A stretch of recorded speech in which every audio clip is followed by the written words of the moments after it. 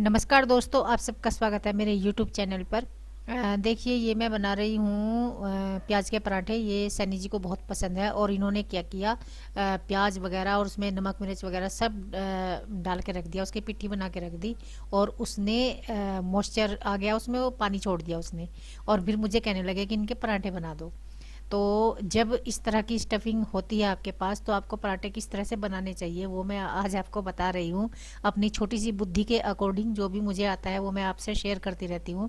तो इस तरह की पिट्ठी जब होती है तो पराठे फट जाते हैं, वो निकल जाता है, वो बिल्कुल भी मतलब कंट्रोल नहीं होते। और मैं बना लेती हूँ फिर भी। आपने देखा है मैं बना रही हूँ, कई सारे बना दिए, लास्ट रह गया। तो उसे बड़े जतन से बनाना पड़ता है उस पराठे को।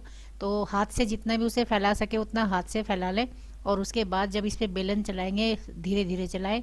और जहाँ से भी वो फटेगा वहीं पे आप सूखा आटा डालते जाएं, तो बेलन उस पे चिपकेगा नहीं।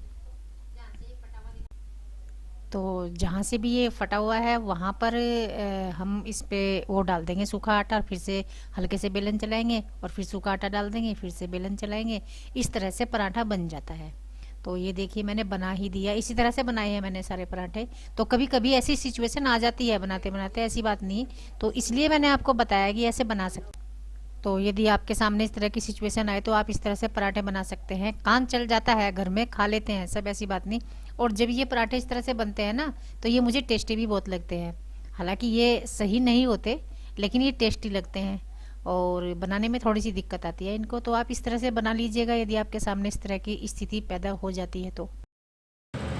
ये देखो, आज जो हमारे घर में काम हो रहा है वो कब से इंतज़ार था उसका मुझे पता नहीं। 4 साल हो गए हमें मकान में एंट्री किए हुए, शायद तभी से। क्योंकि किचन में बहुत सारी कमियां ऐसी हैं जो ज़्यादा ही हैं, जिनकी वजह से काम प्रभावित होता है। तो ये लगना था, इसमें लगाना था। क्योंकि इधर जो जगह है वो सफिशेंट नहीं है डब्बे रखने की। तो मुझे यहाँ चाहिए बिल्कुल नज़दीक।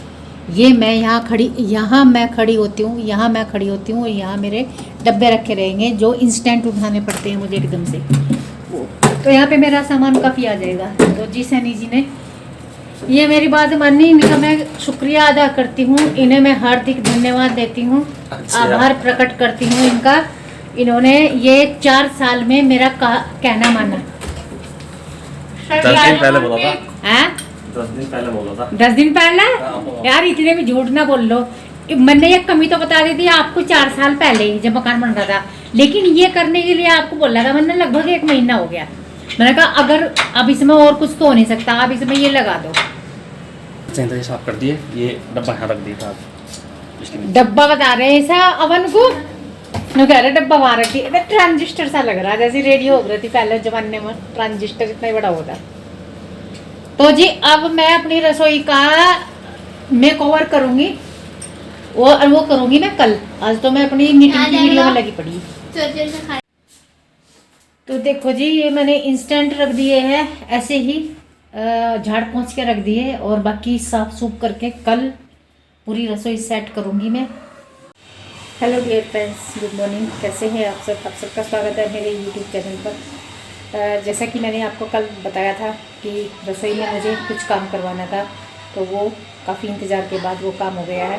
और आज मुझे अपनी रसोई का थोड़ा सा मेक ओवर करना है। जो पेंडिंग में पड़े हुए काम थे वो करने हैं। ऊपर का तो मैं करती रहती हूँ, लेकिन ये जो नीचे है, नीचे का पोर्शन है, ये वैसे ही पड़ा हुआ है। आज देखती हूँ कितना कर पाती हूँ। वैसे तो मैंने कर दिया है पूरा, एकदम से चकाचक कर दिया है। देखो, साबुन सुबुन से साफ कर दिया, ये अवन भी और ये भी सारा कुछ। और ये मैंने कल सेट कर दिया था, लेकिन खाली सेट ही किया था, आज सफाई करनी है। और ऊपर के डब्बे भी फिर दोबारा से लगाने हैं साफ करके। और नीचे तो पूरा ही उथल पुथल पड़ा हुआ है, पूरा उथल पुथल है। तो जी आज मैं लग गई हूँ अपनी किचन में, जिसका मैं काफ़ी दिन से सोच रही थी कि ये करना है करना है। तो जैसा कि मैंने आपको कई बार बताया कि किचन बिल्कुल भी मेरी पसंद की नहीं बनी हुई है। और मैंने एक ही डिमांड रखी थी कि आप मकान चाहे जैसा भी बनवाओ, लेकिन किचन मेरी पसंद की होनी चाहिए। और किचन ही मेरी पसंद की नहीं है, बाकी सारी चीज़ें ठीक है। तो इसमें समझौता कर करके मैं काम चला रही हूँ। इसमें टाइल्स भी बची हुई लगा रखी है, जो ये बने हुए हैं रैक लगाने वाली जो जगह छोड़ी हुई है वहाँ भी बची हुई टाइल्स लगी हुई है। बाकी पत्थर तो ठीक है ये लगा हुआ।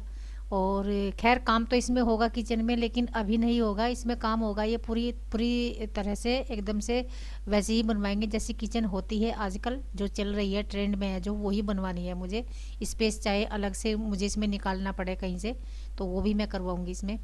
और तो फ़िलहाल तो यही है कि इसमें समझौता करके ही चलना है। और वैसे भी महिला जो होती है, महिला का नाम ही अपने आप में एक समझौता होता है। वो कहाँ कहाँ समझौता नहीं करती बेचारी, जन्म से लेकर मरण तक समझौतों पर ही चलती है महिला।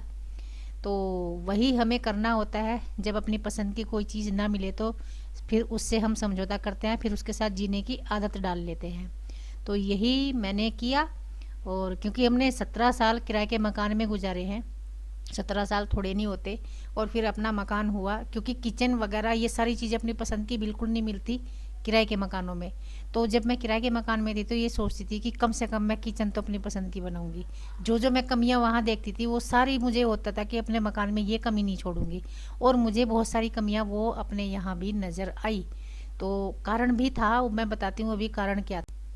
कारण ये रहा कि जब ये मकान बन रहा था तो मैं आती थी, क्योंकि काफ़ी दूर रहते थे हम, तो मैं कम आती थी। रेंट के मकान में रहते थे तो मकान बनते हुए मैं आती थी, एक दिन में एक चक्कर लग जाता था, कभी कभी नहीं लगता था। तो कई चीज़ें मैंने बदलवाई है मकान में, और कहीं का दरवाज़ा कहीं लगा दिया, कहीं का कहीं, हालांकि नक्शा दे रखा था बनाकर, फिर भी इन्होंने अपनी मर्जी से कि चलो ये दरवाज़ा यहाँ नहीं यहाँ निकालते हैं। तो मैंने कई बार चेंज करवाया आके मिस्त्रियों से, कई बार कुछ चीज़ें तुड़वाई भी है और बनवा उसे चेंज भी करवाया कि नहीं ये ऐसे नहीं ऐसे होगा। तो मिस्त्रियों को जो था उनको ये रहने लगा था कि अरे वो आएगी फिर कुछ ना कुछ बताएगी। तो मैंने क्या किया, फिर मैंने आना ही छोड़ दिया था। और जब ये किचन बनी तो इस किचन में सिर्फ ये जो काला पत्थर लगा हुआ है ये मेरी पसंद का है। मैं इस पे तो अड़ गई थी बिल्कुल कि काला पत्थर ही लगेगा। तो ये काला पत्थर काफ़ी महंगा होता है, आपको तो पता ही होगा। तो ये मेरी पसंद का लगा हुआ है, बाकी कुछ भी इसमें मेरी पसंद का नहीं है। और यहाँ तक कि मेरी हाइट के अकॉर्डिंग इसमें स्लैब डलनी चाहिए थी, मेरी हाइट के अकॉर्डिंग स्लैब भी इसमें नहीं डलवाई है।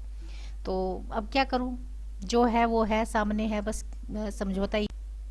तो जी देखिए, बातों बातों में मैंने इस किचन की सफाई पूरी कर दी है। और ये जिसमें मैं वो रखती हूँ प्याज लहसुन और ये क्या बोलते हैं आलू, ऐसी ऐसी चीज़ें रख लेती हूँ इसमें। ये रैक है प्लास्टिक वाला।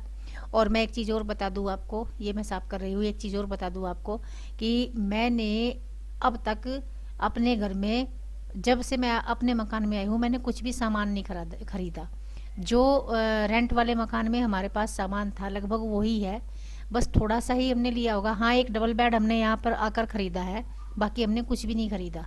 हमारे पास ये सामान रखने वाले, राशन रखने वाले जो भी डब्बे डुब्बे हैं वो सारे वही है, हमने कुछ भी नहीं ख़रीदा यहाँ पर आकर। और ये प्लास्टिक वाले डब्बे तो खैर आते ही रहते हैं जो ऊपर दाल वाल के रखे हैं, और बर्तन भी आते रहते हैं, इनकी तो मैं कह नहीं सकती। बाकी चलिए कोई बात नहीं, सामान तो आता रहेगा, ज़िंदगी बनी रहे सबकी तो सामान तो आता रहेगा। और इसी का नाम जीवन है। और मुझे बहुत मज़ा आता है इस तरह से जीने में। अगर इजीली सारी चीज़ें हो जाएं तो जीने में मज़ा नहीं रहता, संघर्ष बना रहे जीवन में, उसी में मज़ा रहता है। तो मेरा तो जीवन ही पूरा संघर्षों में गुजरा है, और आगे भी शायद संघर्ष ही है अभी लिखे हुए। तो बस मुझे इस चीज़ की शांति है कि 17 साल किराए में रहने के बाद जो मज़ा, जो आनंद अपने मकान में आने का मुझे हुआ, वो अलग अनुभूति थी, और वो मुझे बहुत खुशी हुई थी उसकी। बस इतना मेरे लिए काफ़ी है, बाकी सामान तो जुड़ता रहेगा।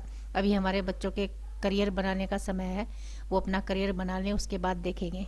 तो ये मैंने लगभग सारा काम कर ही लिया है। और आप देख लीजिए, मैंने अपनी किचन का मेकओवर कर ही दिया आज। ज़्यादा नहीं, थोड़ा सा तो कर ही दिया, अब थोड़ा सा मन लगेगा। तो जी ये सारे डब्बे वगैरह मैंने लगा दिए हैं साफ़ करके। ये मैंने ऐसे ही साफ़ कर दिए क्योंकि इनमें पानी तो अंदर जाता नहीं, मैंने साबुन से साफ़ कर दिए, दाल है इनमें अंदर। और बस अब मैं पोछा लगा लूँगी किचन में, और बस मेरी किचन हो गई है तैयार। लो जी, अब जाके कहीं शांति मिली। ये देख लो मेरी किचन, दिख तो रही होगी थोड़ी थोड़ी सी पहले जैसी ही, क्योंकि ये कोई फेरबदल नहीं किया मैंने, इसमें डब्बे साफ़ करके ही रखे हैं। लेकिन ये चेंजिंग हुआ है, ये मैंने कल ही साफ़ करके रख दिए थे। ये स्लेट भी साफ़ कर दी थी और ये बहुत भारी बनवा के लाए हैं और ये बड़ा अच्छा लगा है मुझे। अगर स्लेट कहीं रह गई है तो इस तरह से आप फिट करवा सकते हैं, काफ़ी अच्छा है। ये पूरा सेट बनवा के लाए, ये दोनों, ये भी और ये भी दोनों जॉइंट हैं, इकट्ठा ही बनवा के लेके आ गए और यहाँ पे आके फिट कर दिया। पहले यहाँ से ये नाप लेके गए थे कि इतना बड़ा लाना है, ये मुझे अच्छा लगा। ये मेरा बहुत सामान आ गया इसमें जो। तो जी इस काम में मुझे लग गया था कम से कम 1.5 घंटा तो लग ही गया होगा। और ये काम करने के बाद फिर मैंने बाकी के काम किए, नहाई धोई, और जैसे ही नहा धो के निपटी तो सैनी जी ने बोल दिया कि तुम मार्केट चले जाओ। फिर मैं और प्रिंसी मार्केट गए थे, हमें एक शादी में जाना है, शादी बहुत नज़दीकी है और वहाँ पर जाना है, तो वहाँ के लिए शॉपिंग की थी। 11:15 बज गए मुझे ये काम करते करते, और क्योंकि मुझे भूख बर्दाश्त नहीं होती, बर्दाश्त क्या नहीं होती, मेरी तबीयत बिगड़ने लगती है। और आज 1 घंटा लेट हो गई मैं ब्रेकफास्ट करने में, कम से कम 11:15 हो गई, 11:15 कह रही मैं, 11:45 हो रखी। तो जी 11:15 हो गए मुझे काम करते करते। और अभी क्या है कि मेरी तबीयत बिगड़ने लगती है अगर मैं ज़्यादा देर तक खाली पेट रखूं, और सुबह से लेकर अब तक मेरा खाली पेट है, ये मेरी गलती है। लेकिन जिस काम में लग गई तो वो अधूरा भी नहीं छोड़ा जाता, और अब मुझे खा लेना चाहिए कुछ, और खाने के बाद बाकी का बचा हुआ काम फिर करूँगी। बाकी की पूरे घर की सेटिंग वैसे ही पड़ी हुई है और नहाना भी है, और मुझे इसी में ही लगभग 1 बज जाएगा, और फिर लंच, और फिर ये, फिर वो ऐसे होता है।